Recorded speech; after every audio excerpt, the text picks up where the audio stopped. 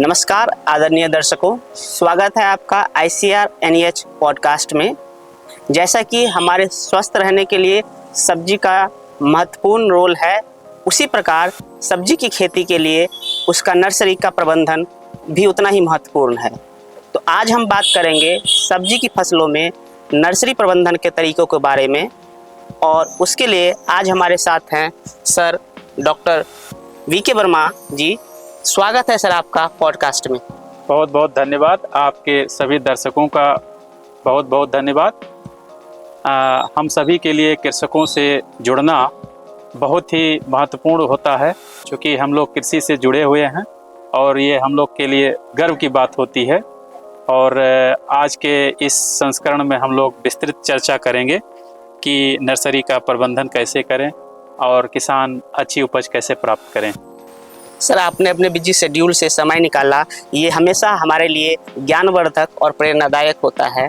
Sir, जैसे कि किसी किसी सब्जी को हम नर्सरी में तैयार करते हैं और किसी किसी सब्जी को सीधा खेतों में लगाया जाता है, ऐसा क्यों होता है और कौन कौन से सब्जियां हैं इस प्रकार के? देखिए, सब्जियां दो तरह की हैं। एक तो डायरेक्ट सोइंग की जाने वाली सब्जियां हैं, जैसे कि मटर है। उसमें स्पेसिंग जो होता है, जो पौधों के बीच में या पंक्तियों के बीच में जो दूरी होती है, बहुत कम होती है। मटर है, इसके बाद फ्रेंच बीन है, लोबिया है। तो ये सब सब्जी जो है बहुत क्लोज स्पेसिंग में होती है, इनके बीच में दूरी कम होती है और ज़्यादा मात्रा में इनके पौधों की ज़रूरत होती है, सीड की बीजों की ज़रूरत ज़्यादा होती है। और दूसरा चीज़ क्या है कि इनको हम अगर एक बार पौधे को उखाड़ते हैं तो इसमें जड़ों का विकास रुक जाता है और इससे उत्पादन पे प्रभाव पड़ता है। इसलिए ऐसी फसलों का हमेशा डायरेक्ट सीड सोइंग या बीज का डायरेक्ट हम बीज से ही इनका उत्पादन करते हैं। कुछ सब्जियां हैं जिसमें हम अगर उनका हम रोपाई करते हैं या फिर से हम उनको जो है ट्रांसप्लांट करते हैं, तो उनमें क्या होता है कि जड़ों का विकास भी होता है और उत्पादन भी ज़्यादा मिलता है। तो ऐसी सब्जियों को हम नर्सरी में लगाते हैं पहले बीज का, और इसके बाद में जब वो अच्छे से तैयार हो जाते हैं तब उनको हम ट्रांसप्लांट करते हैं। तो इसमें जैसे आपका है टमाटर है, मिर्च है, शिमला मिर्च है, गोभी है, बैगन है। तो ये सारी सब्जियां जो है इनको हम रोपाई करते हैं जब ये 25 से 30 दिन के अच्छी तरह से तैयार हो जाते हैं। तो ये दो तरह की सब्जियां होती हैं और किसान लोग सब इनको मालूम भी है और उसी तरह से खेती भी करते हैं। बहुत ही अच्छे तरीके से समझाया सर आपने कि किस पौधे को नर्सरी में तैयार करना चाहिए और किस प्रकार के पौधों को सीधा खेतों में लगाया जाना चाहिए। सर, हम अब आगे बढ़ते हैं और हम आपसे ये जानना चाहते हैं कि नर्सरी के लिए किस प्रकार की भूमि और संरचना उपयुक्त मानी जाती है? नर्सरी के लिए उच्चतम जल निकास वाली दोमट मिट्टी अच्छी मृदा मानी जाती है। और किसान लोग को ये चीज़ ध्यान रखना है कि हम जो संरचना होती है, जो बेड में हम साधारणतया रूप से पौधों को के बीज का रोपण करते हैं, तो बरसात के मौसम में वो थोड़ा उथली होनी चाहिए। 15 सेंटीमीटर उभरी नर्सरी बेड होना चाहिए। और बाकी जैसे हमें सर्दी के मौसम में लगा रहे हैं या और मौसम में लगा रहे हैं, जब बरसात का कोई संभावना नहीं है, तो समतल भूमि पे लगाना चाहिए।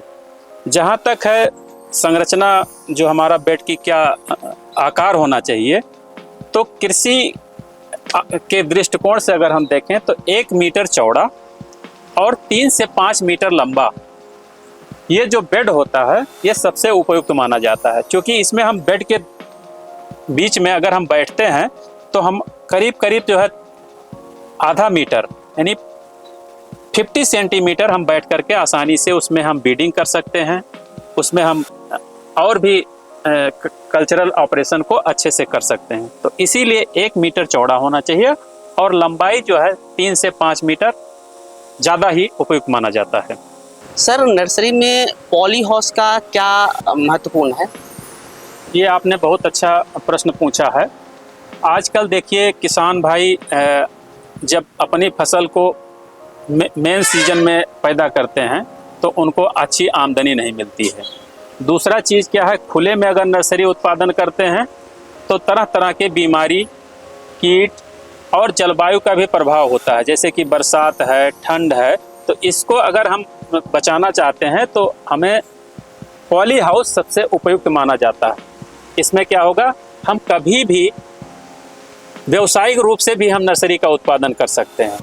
तो अलग अलग संरचनाएं जो है हम पॉली हाउस की आती हैं, जैसे कि लो कास्ट पॉली हाउस, कम लागत वाला भी आता है, जिसमें हम बम्बू के फ्रेम पे और यूवी फिल्म से ढक करके और साल भर हम नर्सरी उत्पादन कर सकते हैं। दूसरा है हाई कॉस्ट, जिसमें कि प्लग ट्रे नर्सरी सिस्टम को हम डालते हैं, तो उसमें क्या है कि उत्पादन ज़्यादा होता है, उसमें भी पूरा वातावरण कंट्रोल होता है।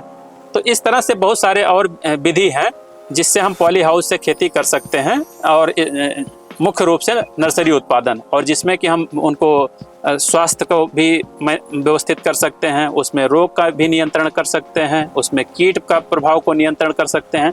तो कुल मिलाकर के हम जो है स्वस्थ नर्सरी के उत्पादन में पॉली हाउस का उपयोग करके अच्छी आमदनी को प्राप्त कर सकते हैं और अच्छे उपज को भी ले सकते हैं। जहाँ तक मैं समझ पाया सर, बेड का साइज आपने बताया 1 मीटर चौड़ा और 3 से 5 मीटर लंबा होना चाहिए, और पानी का विशेष ध्यान रखना चाहिए, जो ज़्यादा पानी जमा ना हो। सर अब हम थोड़ा आगे बढ़ते हैं और मृदा के बारे में बात करते हैं।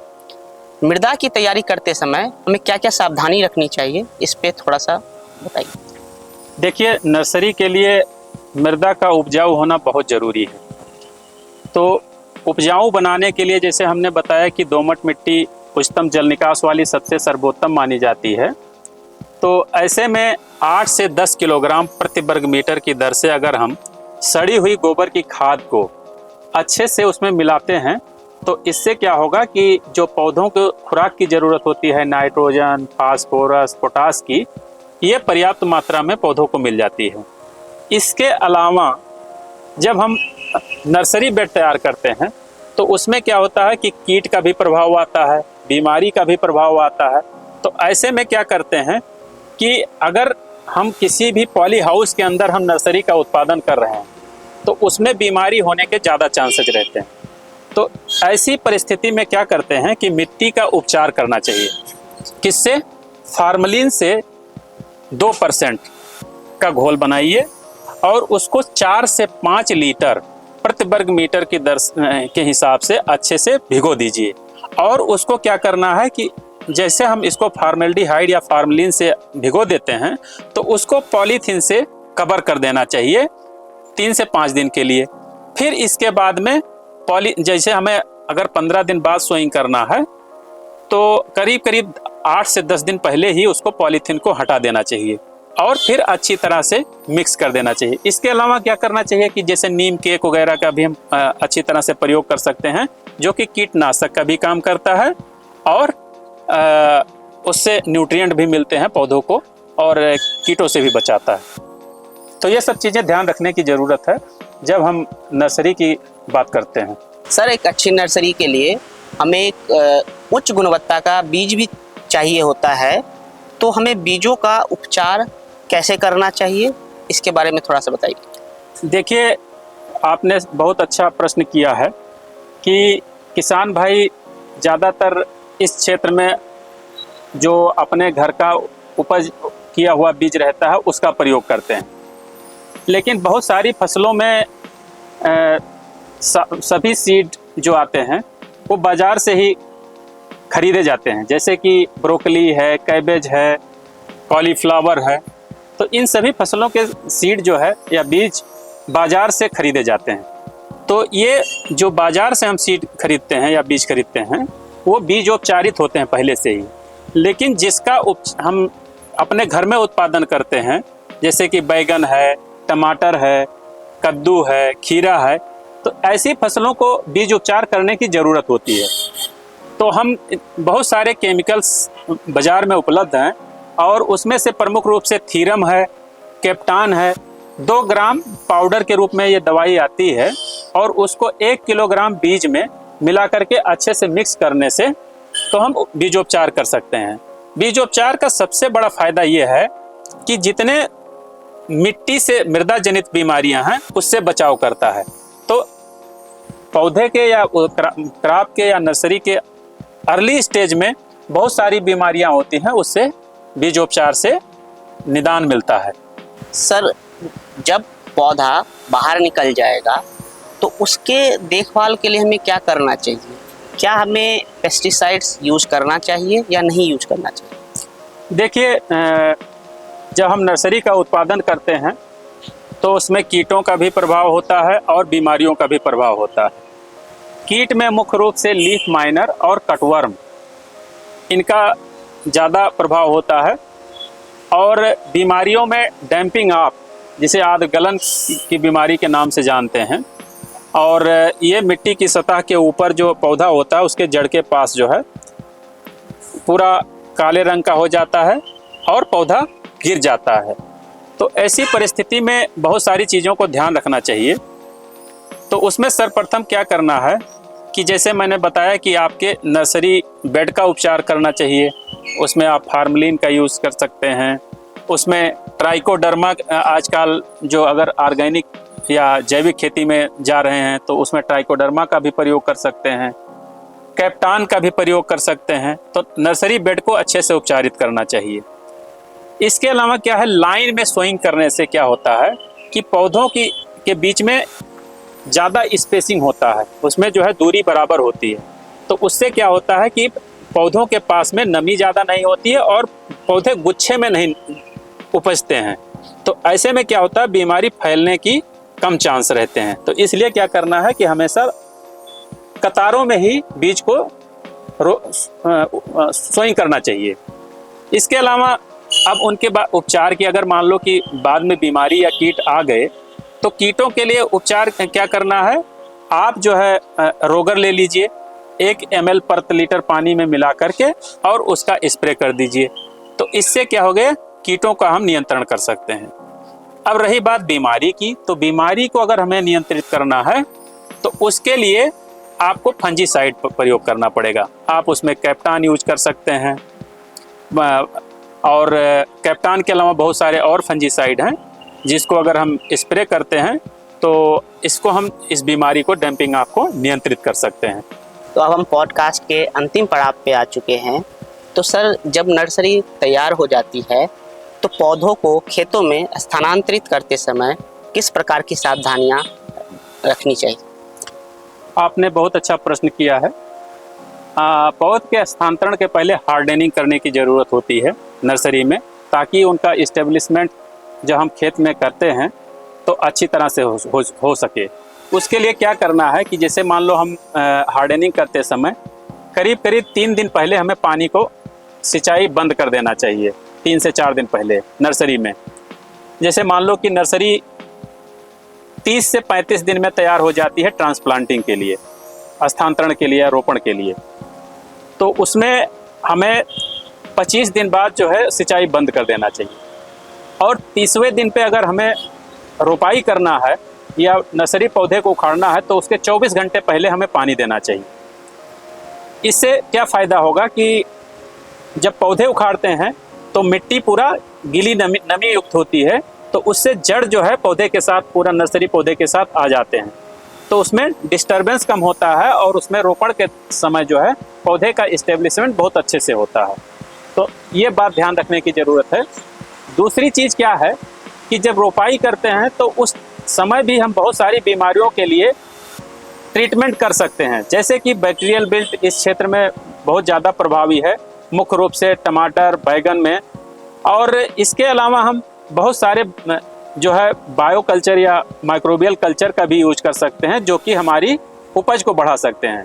तो इसके लिए क्या करना चाहिए कि नर्सरी को 15 से 20 मिनट के लिए इन कल्चर में डुबोना चाहिए।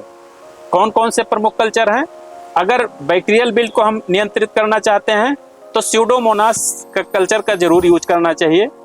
और हमारा मिट्टी जो है एसिडिक है, इसमें फास्फोरस का फिक्सेशन हो जाता है, ओलिबिलिटी कम होती है, तो उसके लिए क्या करना है कि फास्फोरस सॉल्बलाइजिंग बैक्टीरिया का भी कल्चर यूज करना चाहिए। तीसरा चीज़ है कि फ्यूजेरियम बिल्ट का भी मिर्च में है, बैगन में भी देखा गया है, तो उसके लिए क्या करना है, ट्राइकोडर्मा का भी कल्चर यूज करना चाहिए।